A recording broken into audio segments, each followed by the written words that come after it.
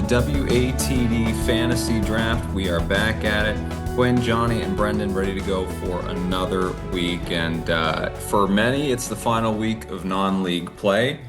For even more, it's a bye, so not a lot of guys to choose from this week, as a ton of teams from our area are not in action here in week 3 as they take that gap before they begin league play.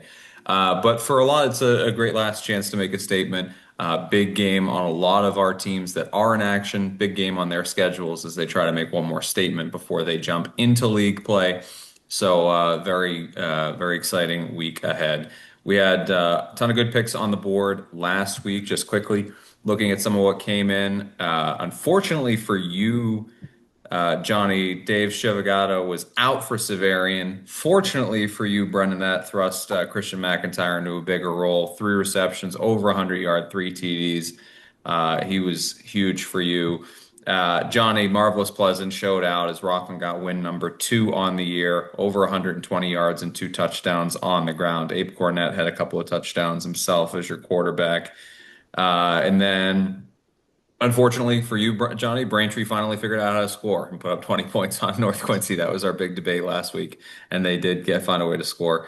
On my side of things, JT Real had a couple of touchdowns. Wyatt Goyette had a 4 touchdown day. He continues to be an absolute stud for Middleborough. And Anthony Pento was part of a 500, like 80-yard day for Pembroke's offense, but it was mostly on the ground, so not a huge day for the quarterback there. So some big scores, not our biggest week, but back at it here for week 4, and we continue on in our order rotation. It'll be Johnny picking first, Brennan picking second, and then I will be picking third. So let's jump into it. Johnny, you are on the board here at the podium for pick number 1, week 4 of the WATD Fantasy Draft. Yeah, a lot of buys, obviously, which is a minor hurdle. But I'm gonna go with a guy that we saw on Friday night at Situate. I'm gonna go with Colin Gerhart from Norwell. Just a guy who, I mean, obviously Jack Lucarelli is the main source of that offense. He's kind of the main. His legs are really the thing that keeps the Norwell offense moving. But Gerhardt, he provided a 1-2 punch with Lucarelli. I was really impressed with Gerhardt on both sides of the ball. He was flying around, and when they kind of needed him to make a big play, he was right there for him.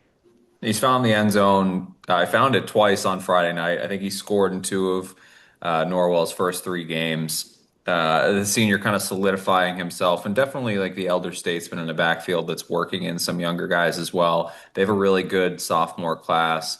One of those sophomores had a big week for them 2 weeks ago, but ultimately, having Gerhardt there, senior leader, he's going to get his touches, and it seems like he's going to crack the scoreboard pretty frequently here. And I think a fairly good matchup for them against an Apponequet team that so far has been taken care of by a couple of our South Shore teams. All right, Brendan. I'm actually going to go quarterback first. Not usually something you do in fantasy, but this week I think this might be the game of the week. I'm going to go to the Zavarian Springfield Central matchup and pick Will Wood. Surprisingly, has not come off the board yet this season, and this time around, I think they're going to have to do a lot of scoring to keep up with the Springfield Central team. I think it could come down to the wire. Yeah, he's solidified himself as one of the best quarterbacks in the state, and all of a sudden, a state that is just flush with quarterback talent. We've seen young kids showing out. We've seen a bunch of kids that have been good at the MIA level that have maybe jumped to ISL. Generally speaking, quarterback play right now is as good as it's been in the state. And Will Woods in that upper echelon of guys. And you said it, Central's coming off of a big win last week over Mansfield. I think they're going to be tough to defend. I think if Wood gets Chivagato back this week and has his 2 top targets to go to, that's going to make him even more dangerous. So I think a worthy pick there, Brennan. I'm going to go to the running back room first, and I'm going to go to a guy. We talked about him in our open. They finally got on the scoreboard and put up some points. Braintree was struggling through the first 2 weeks of the season, but their running back duo was still kind of putting up yards in both of those first 2 weeks. They weren't, the lack of scoring was not necessarily about not being able to move the ball. So I'm going to go with Ethan Eli from Braintree. They're going up against a Framingham team that is traditionally not very good, hasn't been good so far this year. I think that this is a get right game for Braintree. If they're going to pick up a win, this is as good an opportunity as they're going to see as they get into a really tough league schedule. So I'm going to go with Ethan Eli, running back out of Braintree. And we'll swing it back to you, Johnny.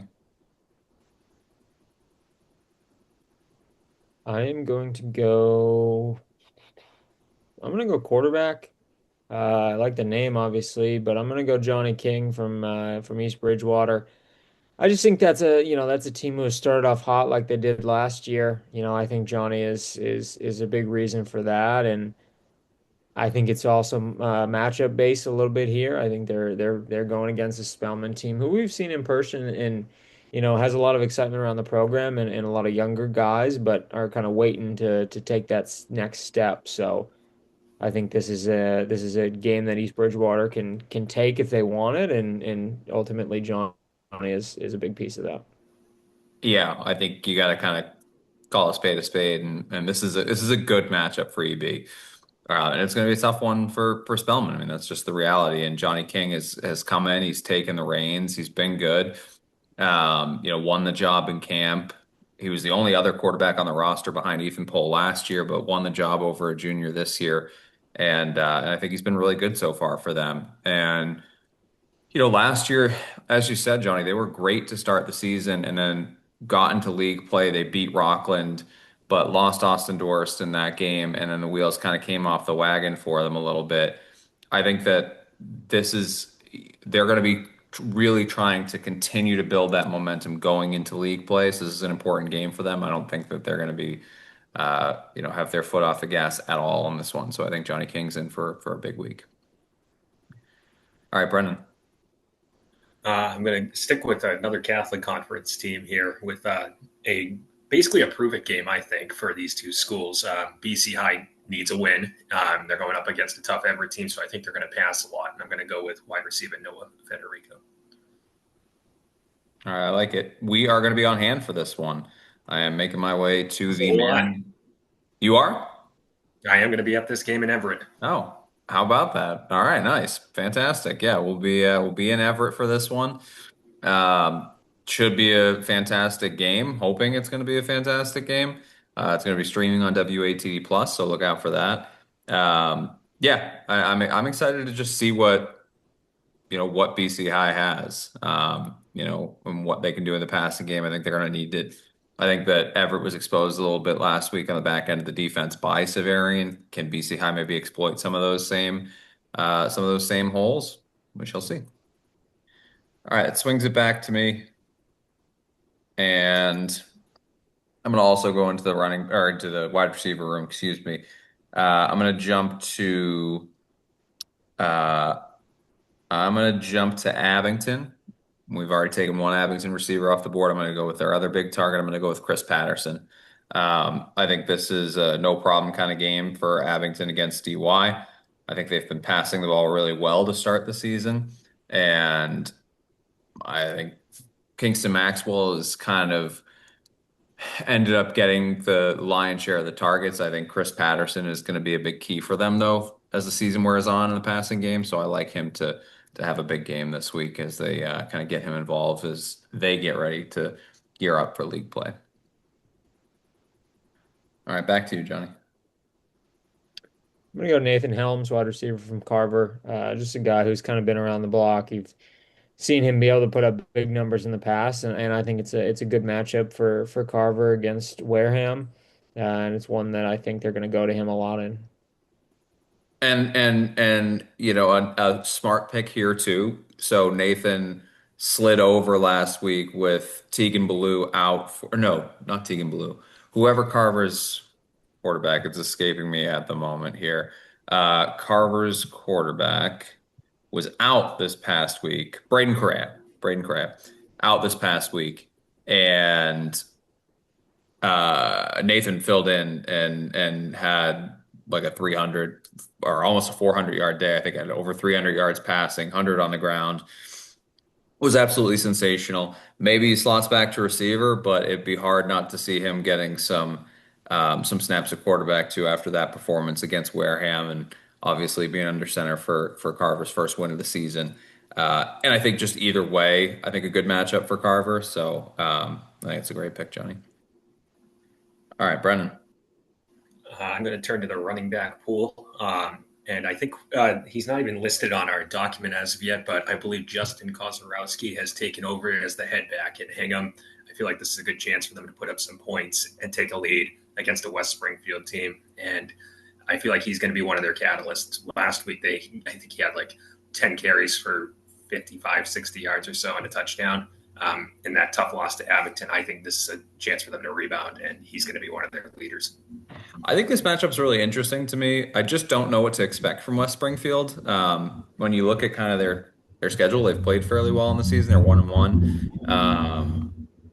But yeah, I just don't really. I don't know how big they're going to be. What kind of? I don't know. I'm very interested to see how Hingham fares in this matchup. It's a big bounce back week for them, as you said, Brendan. And I think part of kind of establishing yourself again. Obviously, they know they can pass, but it's getting that ground game going. So I think it's a great pick by Quick you. little nugget on West Springfield that I would be remiss if I didn't mention. In 2013, their baseball team made T-shirts that had the date of the state championship game on it. They started 3-0, and then they lost 17 straight to go 3-17. So just wanted to throw that out there. Didn't they lose the 17 straight after getting like acquiring the t-shirts? I'll have to confirm I the thought it was like timeline once on they the have. T-shirts. Yeah, I think it was a preseason thing. I think that was their like mantra. Okay. But yeah, May 21st, 2013 was their goal. But they did not win much after about April 4th. So just had to bring that up anytime the West Side is involved. I have to know. I know you know somebody that was a part of that or tangential to that situation. Have you ever seen the shirt in person? Oh yeah, all the time. Oh my God. Have Oh you ever yeah, seen it it's a worn? magical shirt. It's great. I'd like to get my I hands on will that give their one one football day. team credit. They do play up, however. So we'll see how it goes. I'm not sure what to expect, but I feel like Hingham is going to come back looking for a real bounce back this week. Yeah, in need of one. In need of one, definitely. All right, great. That brings it to me. I'm going to wheel around and close out my running back room. And I'm going to go with Dylan O'Brien out of South Shore of Oak. They've got a matchup against Old Colony that I think they should be right in this week. He's been really, really solid for them. So yeah, give me Dylan O'Brien. Anytime I can get one of the Vikings on the board, I'm always happy to do that. All right, Johnny. I'm gonna close out my running backs. I'm gonna go Braden Lewis from Bridgewater Raynham. I think that's a very interesting matchup for me against Middleborough. BR is a team and a program really that is looking up. Has made some great strides and has kind of turned the corner. So they're gonna look to continue that. I think Middleborough is gonna put up a good fight. So that's gonna be one that I think they need Braden to step up on. But that's a matchup that I've got circled myself. Yeah, I think that's a big one. It was a tight one last year. It's traditionally been a pretty tight matchup. I think it's one of the underrated kind of matchups that has become a yearly tradition. And I think BR probably goes into this one with the upper hand. And they can certainly, I think it's a similar type situation. They can certainly move it through the air, but I think, you have to establish the ground game. Braden Lewis has been good for them this season. And I think they're going to look to run on Middleborough a little bit. So, good pick. Brendan, your fourth round pick. I'm going to close out my running back pool as well. I'm going to go to a vocational matchup here between South Shore Tech and Old Colony. I'm going to go with Dylan O'Brien. I feel like this is a chance for them to, put up some points. Old Colony has been kind of Jekyll and Hyde. They were very good defensively in week one, struggled last week, and South Shore Tech has been putting up points in every game. So I feel like this is their chance to run the ball. He came off the board 2 picks ago. Oh, I'm so sorry. No, Then you know what? I'm going to that's jump on to. me. I derailed after the West Side comment. We got a little derailed, so Yeah, I got a little lost there, I'll but take that one. then It I'm was going to jump after to the my West next. Side comment, to be clear. Yeah, whoopsies. All Okay. right, I'm going to jump. We'll have to edit that. But I'm going to jump to another matchup that has intrigue. We haven't picked many Braintree players this year, but this is a good matchup for them, I think, against the Framingham team in the Bay State Conference. I'm going to go with Ethan Eli. My number one pick this week. Oh, geez. I'm just on fire right I now. mean, I'm like, that's as good of a stamp how, of how, approval I as feel like you I've done can this get. once or twice before. That's all I right. Yeah, it's definitely. affirmation for my picks. Alrighty then. Ethan Um, Eli and Dylan O'Brien. So nice they were picked twice. just looking at the matchups here. I think you can't go wrong with either of the Braintree backs, to be honest with you. Yeah, I might as well just go with their number 2 guy here, Nick Saunders. Yeah, I like it. So I think all that I was saying about Ethan applies to Nick as well. Like they were, I mean, they are 0-3. They finally got on the board this week and scored some points. So hopefully that's kind of like, all right, the levee is broken for them now, and here comes the flood. But even when they weren't scoring points, the both of them were putting up yardage. So I think, from a fantasy perspective, the points were there, and now if they can just punch in some scores, then they're going to be poised for big games. They're moving the ball well on the ground, and I think Framingham is a good matchup for them. So good pick. All right, I'm gonna go to I'm gonna go. Uh, boy, I hesitate as he's jumped up. I hope we'll just have to fill him in when he comes back. I'm gonna jump to my wide receiver room, and I'm gonna close it out. I'm gonna dip into that. I'm gonna dip into the Norwell Apponequet game, and I'm gonna go with Teddy Glynn. They're quite frankly not passing the ball very much. I almost think that in a matchup like this, where they're going to have the upper hand pretty decidedly on Apponequet, it would benefit them to pass the ball a little bit more, because my only concern about them coming out of the Situate game is at some point, like how much mileage are you going to put on Jack Lucarelli? How many hits is he going to take? Like, your season hinges upon his ability to stay healthy and be on the field for you. And he's even playing defense against Situate. He's just big, he's physical. So like he's not you can't have him running 25 times a game. I think they're going to want to drop him back and pass and keep a few hits off of him. And Teddy Glenn made a couple of sensational grabs against Situate. So I'd like to see him have a big game against Aponic, but I'd like to see them throw the ball around the yard a little bit.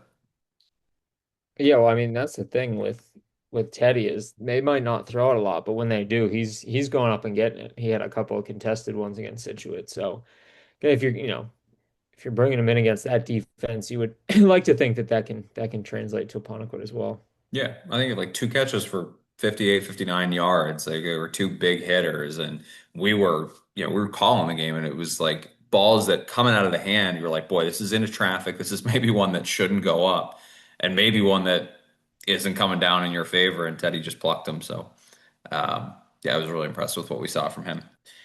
All right, Johnny, round five, kick it off. Sure. Let's see. So I need a wide receiver and a defense.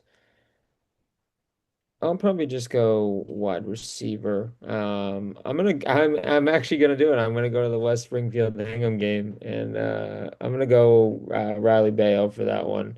Um, I just think he's a really talented kid. Hingham coming off of a tough loss on the road at Abington, but they've had some big wins. They've been in thrilling matchups this year, and he's been a big part of those. So I think in a game where I expect them to take care of business.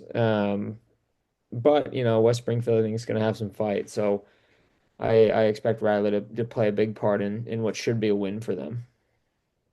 Yeah, I think that for what we were saying about, okay, yeah, Justin Kozarowski, they want to get the ground game going. They are still a pass first team this year, and Jake Farharlik does a great job of distributing it around. We saw JT Real had a great game last week.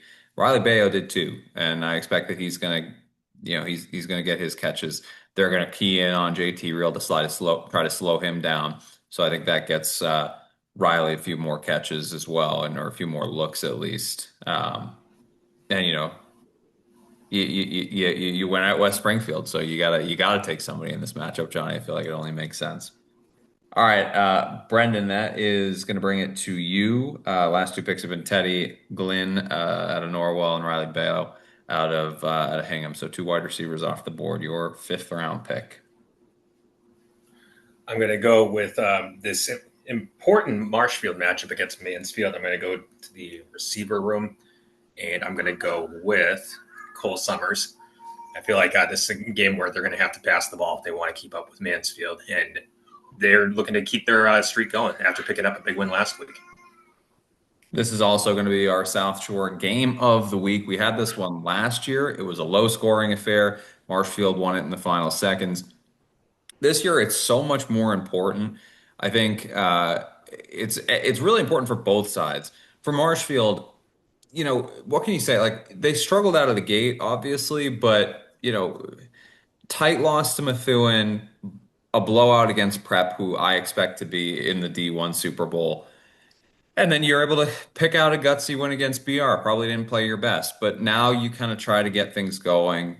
Week four, you're going up against the Mansfield team. Now that Marshfield has dropped down to D3 as well, Mansfield, a reigning, finalist in Division Three. This is now a matchup that could be a playoff preview. So go out there, take care of business. It's going to be a big one for Marshfield, and I think Nate Rawlinson's capable. I'm really excited to get our eyes on him.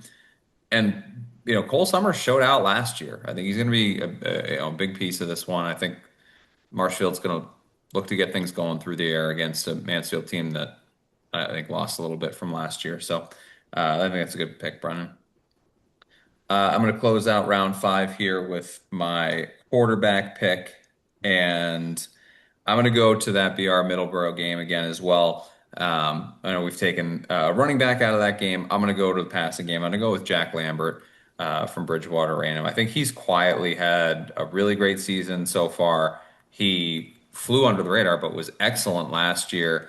I think that they are going to be able to move the ball a little bit on Middleborough. And I think BR is going to be motivated coming off of a late loss to Marshfield last week. Important game for them to get things swinging back in the right direction. So I'll take Jack Lambert. All right, Johnny, needing a defense here, round five, or round six, excuse me. I'm gonna go. So I've already picked from this game, but I'm gonna double down on it. I'm gonna go East Bridgewater. I just think until Spellman can kind of show me that they've worked the kinks out and that they have, been able to kind of get over that hump, I think the offense is still working through a lot of things. And I think East Bridgewater has been in a couple low scoring games. The defense, has some experience, has some talent on that side of the ball. So I'm expecting big things from the East Bridgewater defenses this week. Yeah, I think Cardinal Spellman has fully committed and going with AJ Dick, the freshman quarterback. So they're working in some young guys. I think that it's really going to benefit them in a couple of years. It's just probably not going to be this year. I think this EB, like we said, kind of keeps things rolling here. All right, not Johnny, Brennan, your defense. I We might have picked this team at some point defensively already, but we're kind of limited at this stage. I'm going to go with Norwell's matchup against Apponequet, like the Clippers this week, to put up some points and kind of rely on the ground game, milk that clock a little bit, and maybe pitch a shutout. We'll see. Apponequet can score occasionally, but I like the Norwell's matchup this week against them. Yeah, I think it's a solid matchup for them, definitely. Like I said in the open, we've seen Apponequet lose and lose rather decidedly to some other South Shore teams that I don't think quite stack up with Norwell. I think this should be a relative cakewalk for Norwell. I'm going to close it out. I'm going to go to Carver. I'm coming off, obviously Chelsea, not the most impressive opponent by any stretch of the imagination, but they held them to a touchdown. They controlled the game throughout. I think they carry that momentum forward here into their game against Wareham, who I think is another opponent that they can take care of business against. So give me the Carver Crusaders defense. I love them to take care of business this week. All right, that puts a bow on the draft. Let's run it down here, Johnny. Your quarterback, Johnny King, out of East Bridgewater. Your running backs, Colin Gerhart, out of Norwell, and Braden Lewis out of BR. Your wide receivers, Nathan Helms, out of Carver. and Riley Bayo out of Hingham. Brendan, your quarterback, Will Wood out of Severian. Your running backs, Justin Kozorowski out of Hingham, Nick Saunders out of Braintree.